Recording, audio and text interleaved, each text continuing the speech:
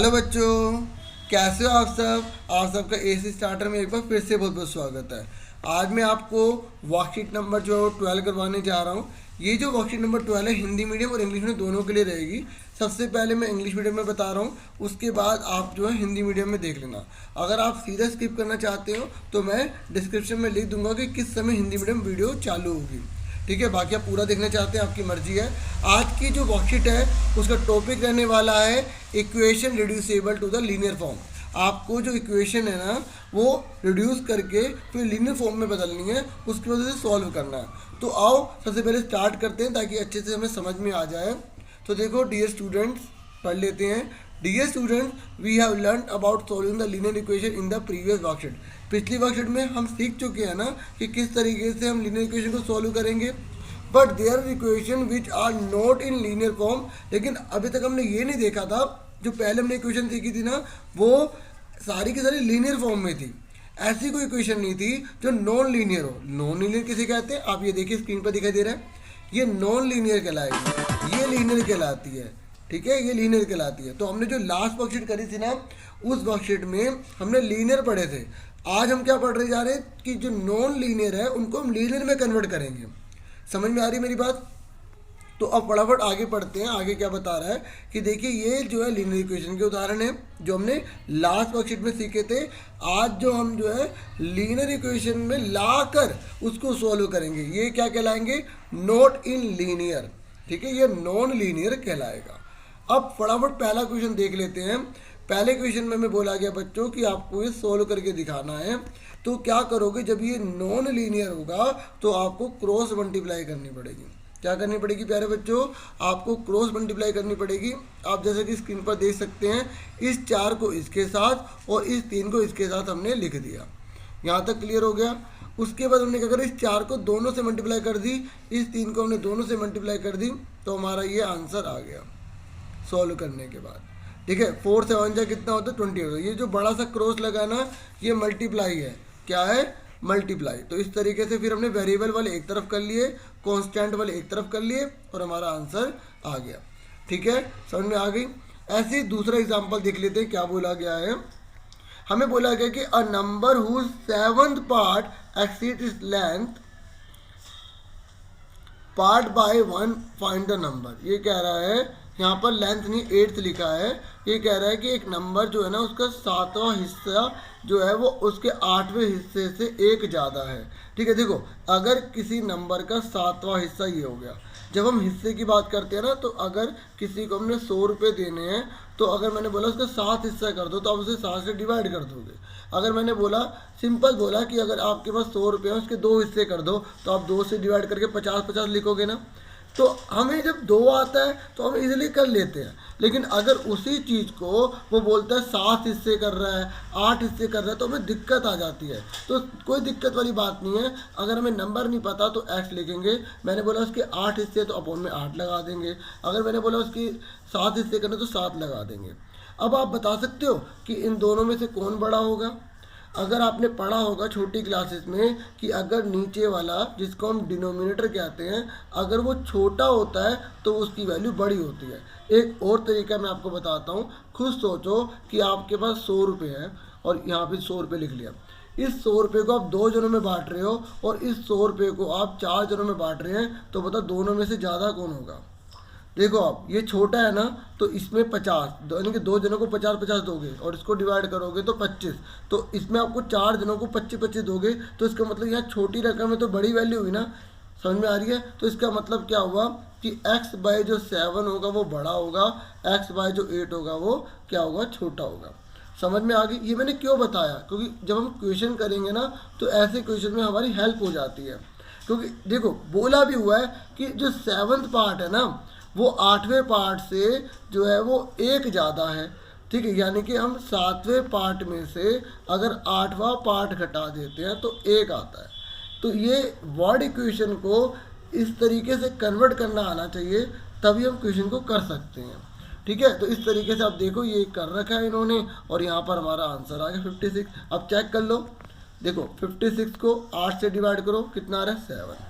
अब 56 को 7 से डिवाइड करो कितना आ रहा है 8। तो वो कह रहा है ना जो 7वां जो हिस्सा जो हमने 7 करा है और जो 8वां हिस्सा है वो 1 ज़्यादा, तो देखो 8 में से 7 घटाओगे तो 1 आएगा नहीं आएगा, हमने जस्टिफाई भी कर दिया। ठीक है, ऐसे ही ये जो क्वेश्चन हमने ये जो एग्जाम्पल करा था ना, इसको भी इन्होंने जस्टिफाई करके देखा है। जस्टिफाई कैसे करते हैं बच्चों, जो हम आंसर निकालते हैं उसको पुट कर देते हैं, अगर LHS बराबर RHS आ जाता है तो इसका मतलब हमने बिल्कुल करेक्ट करा है।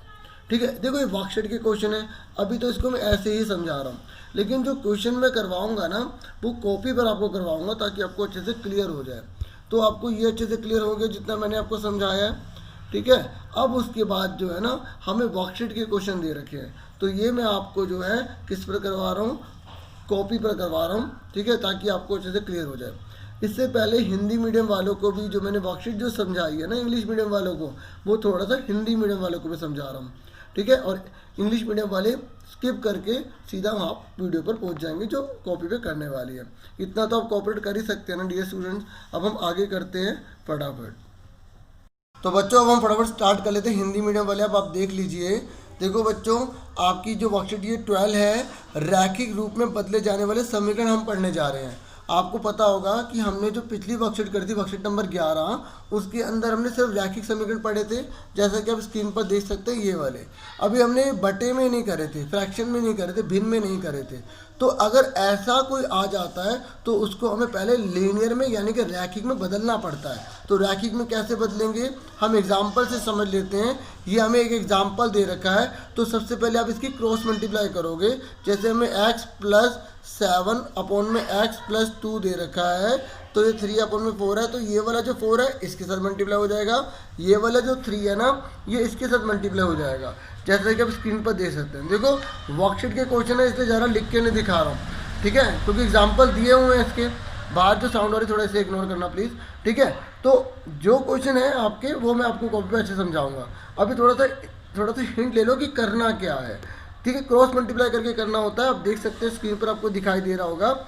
इस तरीके से वेरिएबल वाले एक तरफ रखने होते हैं, नॉन वेरिएबल वाले एक तरफ रख के हमारा आंसर आ जाएगा, जैसे कि आपको दिखाई दे रहा होगा। ठीक है, ये इस तरीके से। अब ये वर्ड प्रॉब्लम में क्वेश्चन अगर आता है तो आपको पहले उसे इस तरीके से आपको समीकरण में बदलना पड़ेगा। ठीक है, अब समीकरण में कैसे बदलेंगे, क्वेश्चन समझ में आना चाहिए तभी बदल पाएंगे। देखो पढ़ लेते हैं क्या बोला है। ये कह रहा है एक संख्या जिसका 7वां भाग उसके 8वें भाग से 1 अधिक है तो संख्या निकालिए। देखो मैं आपको बता दूं, जैसे एग्जांपल मान लो आपके पास 100 रुपये हैं। ठीक है, 100 रुपये हैं और एक बार और 100 रुपये हैं। अब मुझे बताइए कि इसको आप 2 जनों में बांट रहे हो, इसको आप 4 जनों में बांट रहे हो, तो दोनों में से जो है वो कौन सी वैल्यू बड़ी होगी। देखो आप कहोगे सर ये जो 2 जनों में बांट रहे हैं तो इसमें तो दोनों को 50-50 मिलेंगे, और ये 4 जनों में बांट रहे हैं तो दोनों को 25-25 मिलेंगे, है ना, 25-25 मिलेंगे। तो इसका मतलब ये वाली वैल्यू बड़ी हुई ना। तो ये चीज़ आपको याद रखनी है, जब ऊपर वाली वैल्यू सेम होती है और नीचे वाली वैल्यू अगर छोटी बड़ी होती है तो जो छोटा होता है वो बड़ा होता है, बड़ी वैल्यू होती है, क्योंकि वो 2 जनों में बट रही है और जबकि 2 से ज़्यादा जनों में बट रही है। यहाँ तक क्लियर हो गया। तो अब आपको थोड़ा सा और मैं क्लियर कर दूं। जैसे इसने बोला है ना कि 7वां भाग, पता है 7वां भाग क्या होता है। जैसे मैंने बोला कि आपके पास 100 रुपये हैं, मैंने बोला इसको 2 भागों में बांट दो, तो आप 2 से डिवाइड करोगे। अगर मैंने बोला इस 100 रुपये को 5 भागों में बांट दो तो 5 से भाग करोगे। तो ऐसे इसने बोला कि अगर कोई एक संख्या है जिसका 7वां भाग, तो हम x/7 लिख देंगे, जैसे कि यहाँ लिखा है संख्या का 7वां भाग। ऐसे इसने बोला कि संख्या का 8वां भाग, तो x को 8 से भाग कर देंगे। किससे भाग कर देंगे, 8 से। मतलब जिसको भाग करने के लिए कह रहा है उसका उतना हिस्सा कर देंगे। भाग का मतलब है उतने भागों में बांटना, डिवाइड करना। अब सवाल ये उठता है कि दोनों में से बड़ा कौन सा है, क्योंकि उसने बोला है कि एक अधिक है। तो कई बार बच्चे सोचते हैं कि x में जो 7 है, ठीक है, वो छोटा होगा, ठीक है, जिसकी वजह से वो x/8 में से उसको घटा देते हैं और 1 लिख देते हैं। नहीं, देखो वैसे तो क्वेश्चन में लिखा हुआ है कि एक संख्या का 7वां भाग उसके 8वें भाग से ज़्यादा है, लेकिन बच्चे जो है लिख तो सही देते हैं x/7 x/8 बराबर 1 आएगा, लेकिन उन्हें समझ नहीं आता। तो मैंने आपको सच्चे समझा दिया ना कि ये 7 जनों में बट रहा है और ये 8 जनों में बट रहा है, तो इसका मतलब ये हुआ कि ये ज़्यादा है और ये कम है। तो इस तरीके से जो क्वेश्चन में बोला होता है वैसे ही लिखना होता है हमें समीकरण बना के। तो इसने बोला x/7 में से x/8 अगर आप घटाओगे तो आपका 1 आएगा। अगर यहाँ बोलता 4 आएगा तो 4 लिख देते, 10 बोलता तो 10 लिख देते। इस चीज़ को आपको अच्छे से ध्यान में रखना है। तो उसके बाद हम क्या लिखेंगे, प्रश्नानुसार x/7 में से x/8 घटाएंगे तो 1 आएगा। समझ में आ गई यहाँ तक आपको? अगर फिर भी कोई डाउट होता है तो एक बार दोबारा वीडियो देख लेना। अगर कोई प्रॉब्लम आती है कि सर ये कैसे होता है, आप कमेंट बॉक्स में बता देना। अगली जब भी वीडियो बनाऊंगा तो वाली प्रॉब्लम को भी बता दूंगा, ठीक है। और इस तरीके से फिर आप इसका एलसीएम ले लेंगे। 8 की मल्टीप्लाई इसमें कर दी, 7 की इसमें कर दी, 8 7 56। इस तरीके से हमारा आंसर आ जाएगा x बराबर 56 आ जाएगा। अब चेक कर लेते हैं, वो कह रहा था ना कि जो 7वां भाग है, जैसे 7 से भाग करा और उसी के 8वें भाग से भाग करा तो घटाने पर 1 आएगा। चेक कर लेते हैं, आ रहा नहीं आ रहा। 7 8 56, 8 7 56, देखो 8 में 7 का 1 आ गया। तो मतलब आप चेक भी कर सकते हो, जैसा कि इस क्वेश्चन में जो हमने अभी करा था ना सोल्व, उसमें क्या कर रखा है, चेक भी कर रखा है। हमने कितना आंसर निकाला था, 22 निकाला था माइनस का। तो हमने यह -22 पुट कर दिया। जब हमने रखा तो LHS बराबर RHS आ गया। तो इसका मतलब हमने बिल्कुल करेक्ट करा। देखो ये वर्कशीट के क्वेश्चन थे तो मैंने इसी में समझा दिया। अब जो क्वेश्चन जो हमें वर्कशीट के सोल्व करने हैं ये मैं आपको कॉपी में करवा रहा हूँ, ठीक है। अब आप उसको आराम से देखना, ठीक है, ताकि आपको अच्छे से क्लियर हो जाए। चलो अब हम फटाफट स्टार्ट कर देते हैं। बच्चों हम फटाफट स्टार्ट कर देते हैं वर्कशीट 12 के आंसर जो आपसे पूछे गए हैं, ठीक है। एक रिक्वेस्ट है, जैसे स्टार है ना, इस चैनल को भी स्टार बना दो, ठीक है। जितनी अपनी फ्रेंड की हेल्प कर सकते हो करो और जितना शेयर कर सकते हो करो। तो फटाफट स्टार्ट करते हैं। पहला क्वेश्चन हमारे सामने है, तो आपको क्या करना है, क्रॉस मल्टीप्लाई करनी है, ठीक है। अभी हमने समझ लिया था क्योंकि वर्कशीट में इतने अच्छे से आपको समझ नहीं आया होगा, लेकिन अब जो क्वेश्चन कराऊंगा उससे आप वर्कशीट के क्वेश्चन और इजीली कर लोगे, ठीक है। तो 7 हमने यहाँ लिखा, देखो क्रॉस मल्टीप्लाई कर रहे हैं, इसकी मल्टीप्लाई इसमें, इसकी मल्टीप्लाई इसमें, ठीक है। अब इस 7 की दोनों में मल्टीप्लाई करेंगे। कई बच्चे क्या करते हैं, इसमें तो मल्टीप्लाई कर देते हैं, इसमें मल्टीप्लाई करना भूल जाते हैं। इस तरीके से दोनों में मल्टीप्लाई करनी है आपको। ऐसे 3 4 से कितना हो गया, 12 हो गया, ठीक है, समझ में आ रहा है। अब 3 5 से कितना हो गया, 15 हो गया। उसके बाद देखिए 14x, ये प्लस का 12x जाके माइनस का हो जाएगा, और ये जो प्लस का 21 है जाके माइनस का हो जाएगा। देखो प्लस वाला जाके क्या होता है माइनस, माइनस वाला जाके क्या होता है प्लस, ये याद रखना। अब 14 में से 12 के कितने बचे, 2x। देखो हम इसको इधर क्यों लेके गए हैं, वेरिएबल, एक साथ वेरिएबल को लिखना पड़ता है, और ये कांस्टेंट कहलाते हैं, गिनती वाले कहलाते हैं। तो 21 और 15 को आप ऐड करोगे तो 21 और 15 कितना हो जाएगा, इस तरीके से आपका 36 हो जाएगा, ठीक है। यहाँ तो समझ में आ गया। उसके बाद आप क्या करोगे, ये जो 2 मल्टीप्लाई में है ना, ये तो जाके डिवाइड हो जाएगा, ठीक है। और इस तरीके से आपका आंसर कितना आ जाएगा, माइनस का 18 आ जाएगा। देखो आपके हेल्प के लिए मैंने कहा क्वेश्चन बार बार उतारना पड़ेगा, उसमें टाइम वेस्ट होगा, तो अलग से लिख रखे हैं ताकि आपको दिक्कत ना हो। देखो अगर आपको क्वेश्चन क्लियर नहीं होता फिर दोबारा आप देखोगे तो और क्लियर हो जाएगा। चलो अब सेकंड क्वेश्चन करते हैं। देखो कई बार नई चीज होती है ना, एक बार में हम ग्रास्प नहीं कर पाते हैं, ठीक है। तो आप उसको दोबारा करोगे तो अच्छे से क्लियर हो जाएगा। देखो वही क्रॉस मल्टीप्लाई करनी है, इसको पहले इसमें, क्योंकि हमें लीनियर में बदलना पड़ता है पहले, ठीक है। ये 2 यहाँ पे लिखेंगे और ये जो 1 है ये यहाँ लिखेंगे। कई बच्चे के सर 1 ही तो है, 1 की मल्टीप्लाई किसी में करो वही आएगा, हाँ वही आएगा, लेकिन लिखने में क्या जाता है। अब 2 की मल्टीप्लाई इसमें करोगे तो 10 आ जाएगा, 2 की इसमें मल्टीप्लाई करोगे 8 आ जाएगा, 1 की किसी में मल्टीप्लाई करोगे वही आएगा, ठीक है। इस तरीके से 10x प्लस का 3x जाके माइनस का हो जाएगा, और ये माइनस का 8 जाके क्या हो जाएगा, प्लस का हो जाएगा, ठीक है। 10 में से 3 के कितने बचे, 7x, और 8 में 7 कितना हो गया, 15। तो x कितना आ गया, 15/7 आ गया। समझ में आ गई। अगर आप चेक करना चाहते हो, चेक मतलब पता है ना कि ये जो वैल्यू है इसमें पुट करोगे दोनों बराबर आ जाएगा, तो आपका आंसर सही है, ठीक है। मैं आपको एक रफ में करवा के दिखा देता हूँ।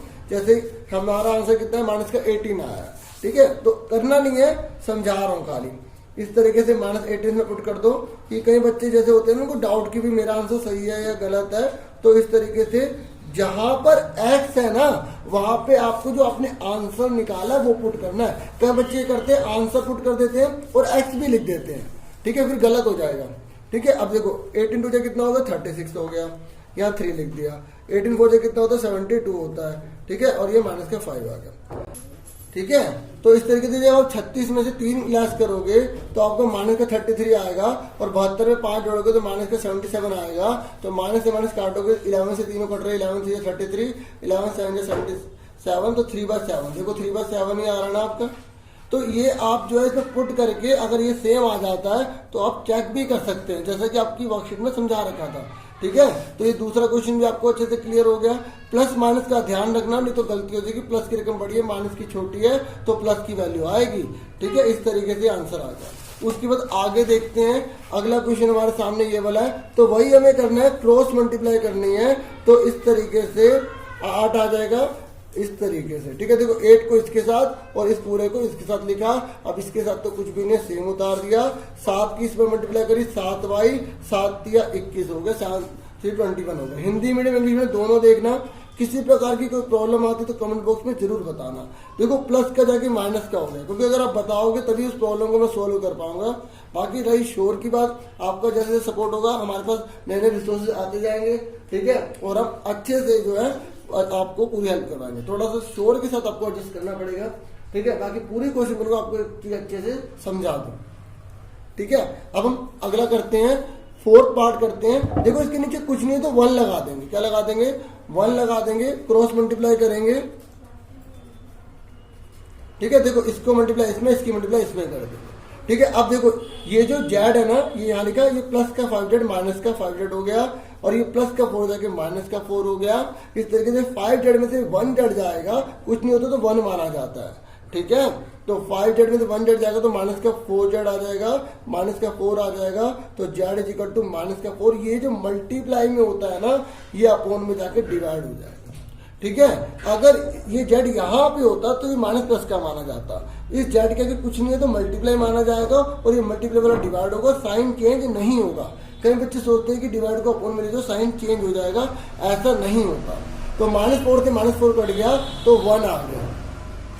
इस तरीके से हमारा जेड बराबर 1 आंसर आ गया। ठीक है, समझ में आ गई। ये बॉक्स बनाना जरूरी नहीं है, बनाना चाहो तो बना सकते हो।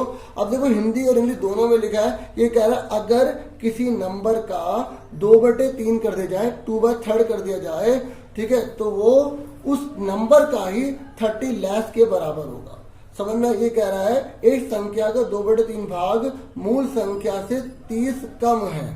ठीक है, तो मूल संख्या हमें नहीं पता ना, ये हम पता क्या करा रहे हैं, अब ये वर्ड प्रॉब्लम है, तो पहले हमें इसको इसमें बदलना पड़ेगा। ठीक है, उसी के बाद हम इसको सॉल्व कर पाएंगे। ठीक है, तो सबसे पहले जो हमें नहीं दिया होता तो हमको एक वेरिएबल को मान लेते हैं। हमने माना संख्या बराबर x, इंग्लिश में लिखेंगे लेट। ठीक है, ओरिजिनल नंबर, आप मूल संख्या भी लिख सकते हैं यहाँ पर, अगर संख्या लिखोगे तब भी कोई दिक्कत नहीं, क्योंकि क्वेश्चन में सिर्फ संख्या ही लिखा है। ठीक है, माना लेट ओरिजिनल नंबर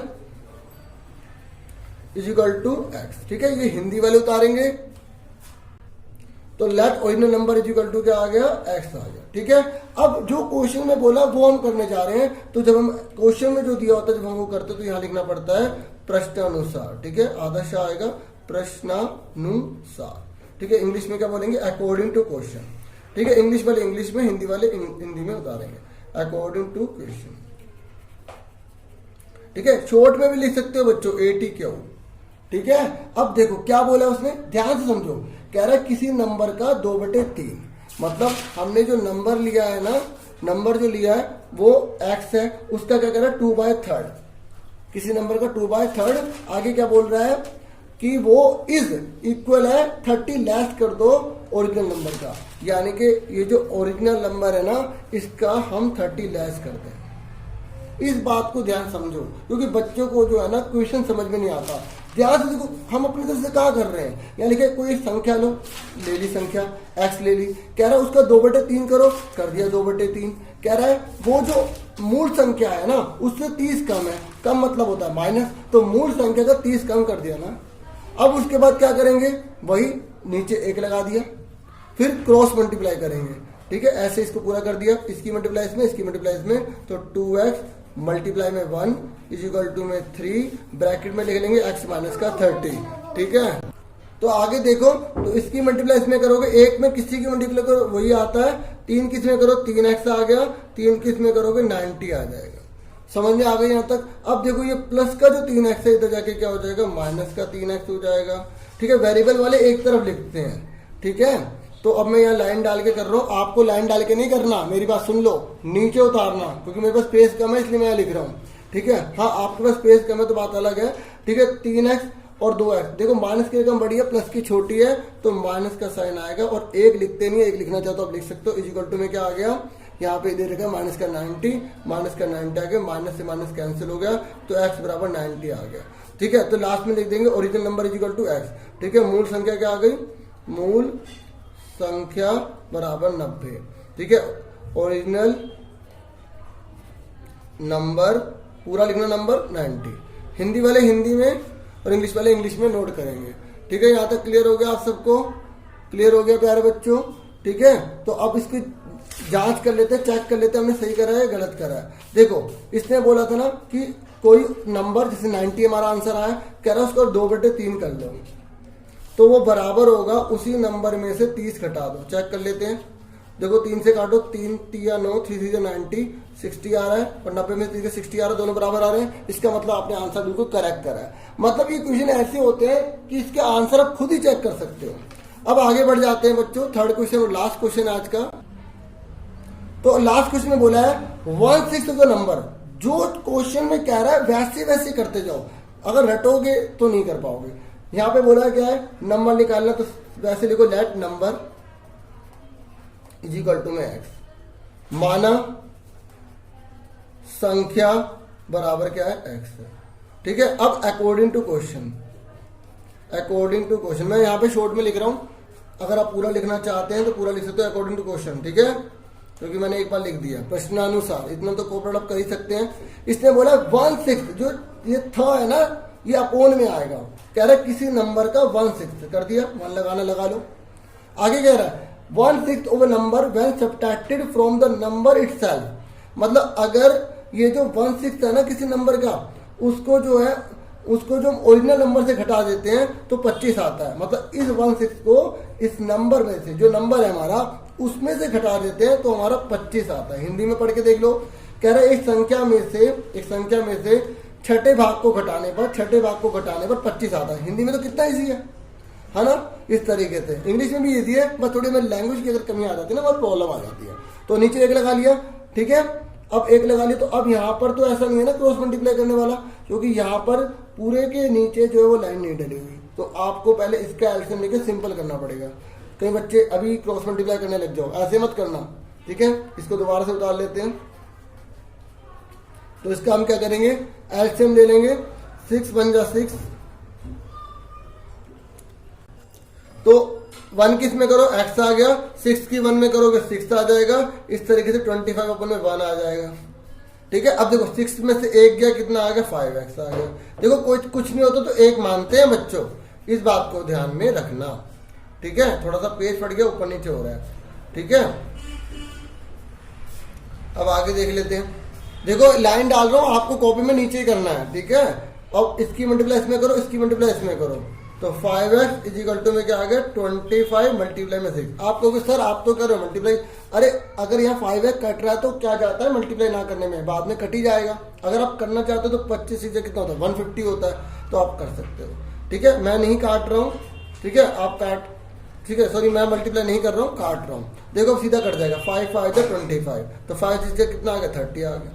अब मान लो कोई बच्चा जो है वो 150 लिख लेता है, वो कह रहा है सर मैंने तो ना 150 लिख लिया, तो कोई बात नहीं बेटा, इस तरीके से, ठीक है।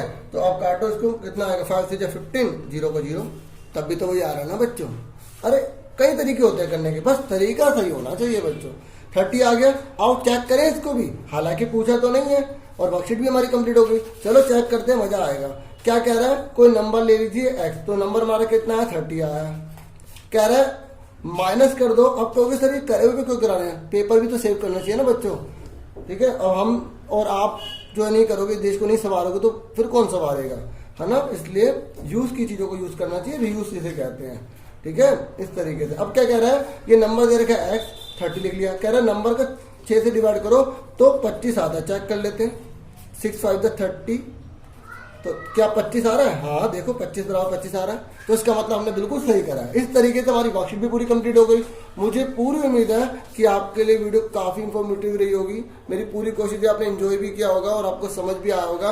इस तरीके से बच्चों वीडियो को लाइक करें, सपोर्ट करें, जितना हो सके उतना शेयर करें, अपने फ्रेंड्स की भी हेल्प करें, मेरी भी हेल्प करें, और इस तरीके से मैं वीडियोस आपके लिए लेकर आता रहूँगा और आप मुझे मोटिवेट करते रहना और मैं भी करता रहूँगा, क्योंकि मिलकर ही काम होते हैं। ठीक है, और thank you for watching and listening carefully. Take your dear students.